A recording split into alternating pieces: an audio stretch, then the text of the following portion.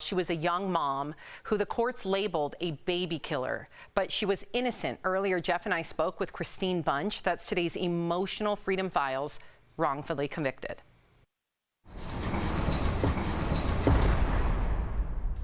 June 30th, 1995. 20-year-old Kristine Bunch falls asleep on the couch with her 3-year-old son, Tony. Honestly, I'm not sure what woke me up. I remember saying that I thought he woke me up, that I heard him calling for me. Surrounded by smoke, Kristine notices Tony is no longer laying next to her.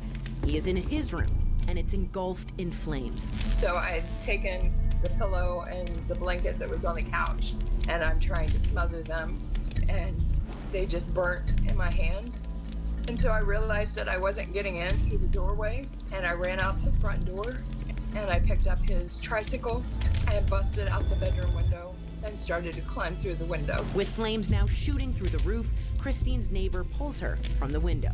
I really thought they were going to pull my son out and everything would be fine. It wasn't until I got to the hospital that I found out that he wasn't alive. Kristine is charged with murder by arson. While out on bond, Kristine finds out that she's pregnant. It's not a nightmare because you don't get to wake up from it and realize that it was just a dream. The state fire marshal tells the jury that accelerant was used in Tony's bedroom and in the living room. My judge said that he thought I had gotten myself pregnant in order to get sympathy from the court and that I was going to get none. Kristine is sentenced to 60 years in prison. While in her cell, Kristine goes into labor. And so they shackle me and handcuff me and take me out in an ambulance. At the hospital, her shackles are removed and replaced with an ankle chain, which allows her to go from her bed to the bathroom. I got about 36 hours with Trent, and then my family picked him up. Kristine begins researching her case. And what bothered me the most is the science used to explain the arson had been disproven while I was incarcerated. And so I read this article and was like, how can it be a myth if I've been convicted of it? Her team discovers previously undisclosed documents that state no evidence of accelerant was in Kristine's home, which is the direct opposite of what investigators said at trial. A forensic expert then finds another key piece of evidence regarding Tony's autopsy. Carbon monoxide killed him. Smoke inhalation, not fire. So her determination was an arson burns too hot, too fast, and doesn't give off enough carbon monoxide to produce those kind of results. In August of 2012, Kristine is granted a new trial.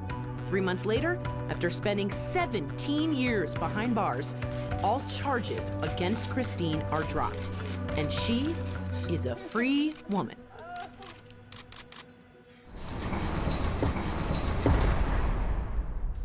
Kristine, welcome to DBL. It's hard for me even to speak to you considering everything that you have endured as a mother, as a human being.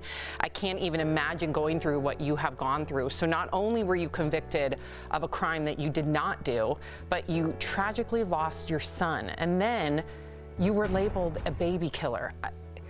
How did that label affect you? It's something that you can't shrug off ever.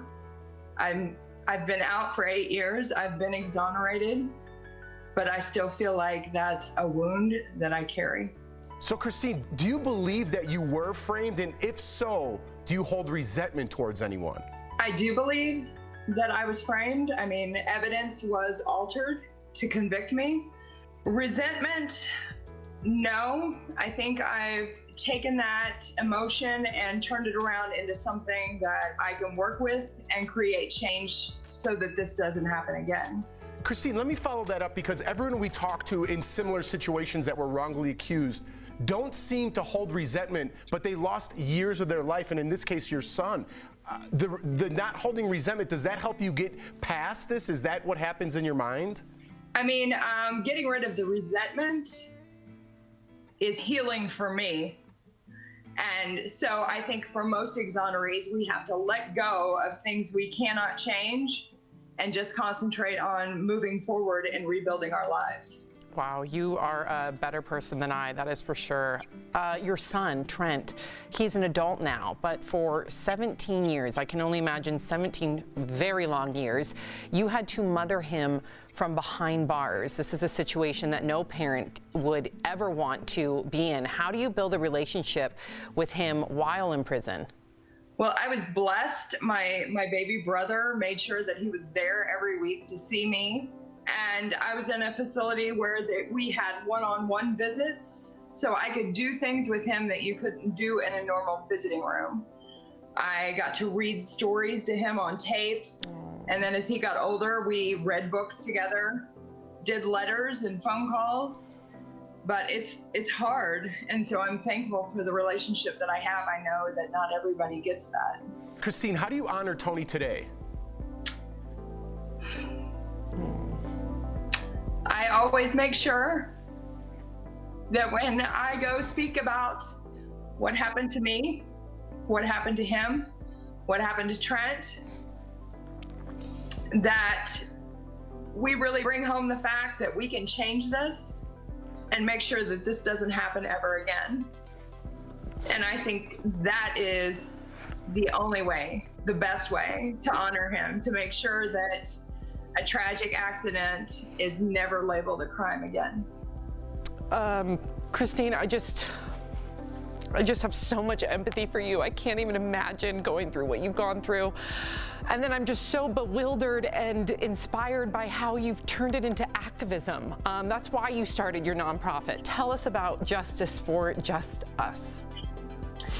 J for short is about exonerees letting communities know what exonerees are facing upon release, and just sharing ways that they can become involved and connected to help an exoneree reintegrate into the community and feel like they belong.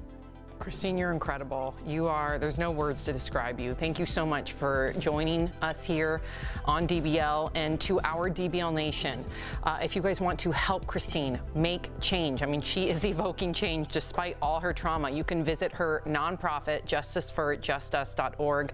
Thank you so much, Kristine. We'll be right back. Thank you.